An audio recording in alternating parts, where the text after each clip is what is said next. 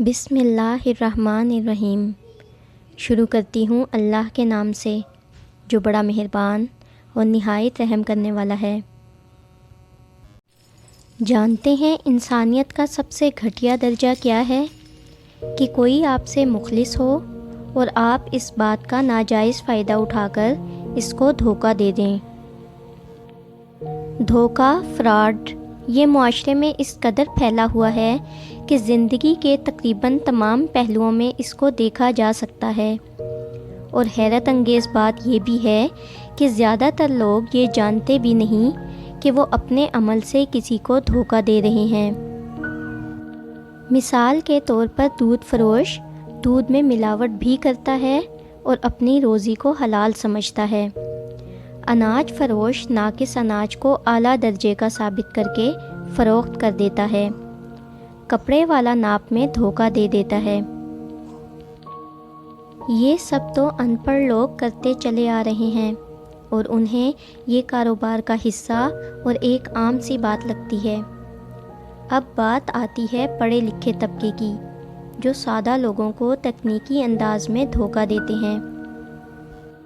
افسوس کے ساتھ اس عمل میں بھی تقریباً ہر لیول کے لوگ شامل ہیں۔ غرض یہ کہ ہر کوئی کسی نہ کسی انداز میں دھوکہ دہی میں ملوث ہے۔ سب سے پہلے تو یہ بات جان لیں کہ اگر آپ کسی کو دھوکہ دے رہے ہیں اور آپ اس عمل پر پشیمان بھی نہیں ہیں تو یہ بہت افسوس کا مقام ہے۔ اللہ تعالیٰ نے انسان کو اشرف المخلوقات بنایا ہے اور معاشرہ ایک دوسرے کے آپس میں مل جل کر رہنے سے بنتا ہے، لیکن آج کے دور میں لوگ دوسروں سے تعلق ہی ایک دوسرے سے مفاد کے لیے رکھتے ہیں۔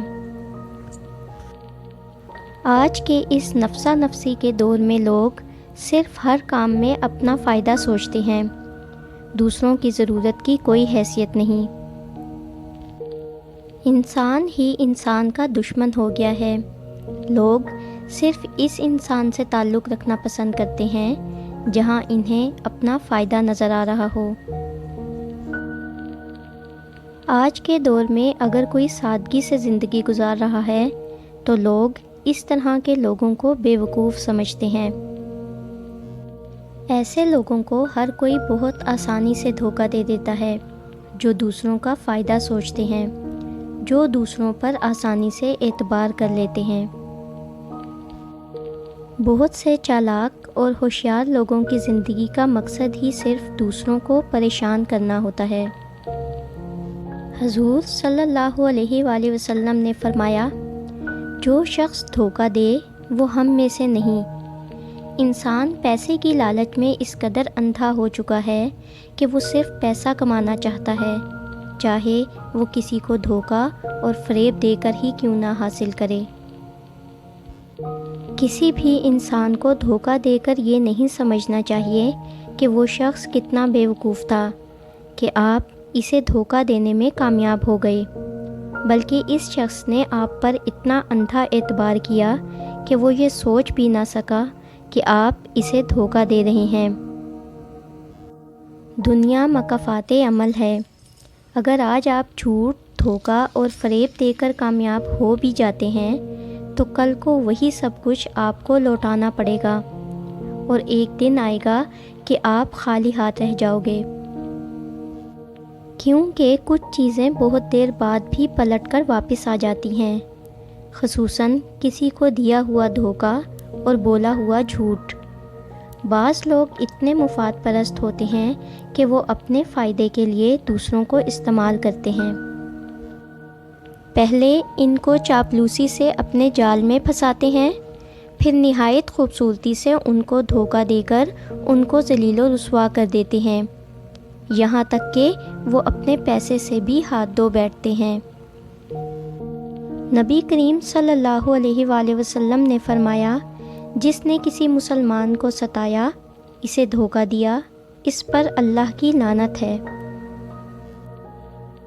اگر انسان کسی کو دھوکہ دینے سے پہلے یہ سوچ لے کہ اگر وہ کسی کو دھوکہ دینے میں کامیاب ہو گیا اور وہ معصوم انسان کچھ نہیں کر سکا تو وہ رب جو سب کچھ جانتا ہے، اس کی گرفت سے کیسے بچ پاؤ گے؟ ایک دن انسان کو رب کے سامنے حساب دینا ہوگا کہ اس نے اپنی زندگی کس طرح کے کاموں میں گزار دی اور دنیا میں کیا کرتا رہا۔ پھر وہ اللہ کی پکڑ سے نہیں بچ پائے گا۔ اللہ پاک ہم سب کو دھوکے اور فریب سے محفوظ فرمائے، اور ان لوگوں سے بھی محفوظ فرمائے جو صرف لوگوں کو دھوکہ دینے کی غرض سے ہی ملتے ہیں، یا پھر صرف اپنے فائدے کے لیے، کیونکہ کچھ لوگ اعتبار کے نہیں احتیاط کے لائق ہوتے ہیں۔ اگر آپ کو ہماری ویڈیوز اچھی لگتی ہیں اور آپ نے ابھی تک ہمارا چینل سبسکرائب نہیں کیا تو برائے مہربانی چینل کو سبسکرائب کر دیں اور ویڈیو کو لائک کر دیں۔ شکریہ۔